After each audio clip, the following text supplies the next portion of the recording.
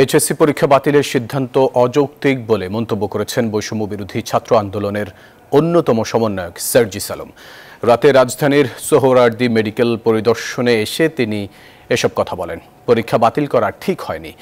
এ সময় তিনি অভিযোগ করেন, অনেকে অযৌক্তিক দাবি নিয়ে রাস্তায় নেমে আসছে, যা দেশে একটি অস্থিতিশীল পরিস্থিতি তৈরি করছে। এ সময় হাসপাতালে নানা অব্যবস্থাপনার কথা তুলে ধরেন তিনি। তাদের প্রস্তুতির বাইরে তারা অনেকদিন ছিল, মেন্টাল জায়গাটিতে ওই স্টেবিলিটি নেই। তাহলে তারা এমন হতে পারতো, সময় চাইতে পারতো, এমন হইতে পারতো যে মার্কস কম চাইতে পারতো। কোনো কিছু না করে তারা পরীক্ষা বাতিল চায়। আমি বিশ্বাস করি যারা স্টুডেন্ট মেধার যোগ্যতার বিশ্বাস করে তারা এই দাবিটি করতেই পারে না।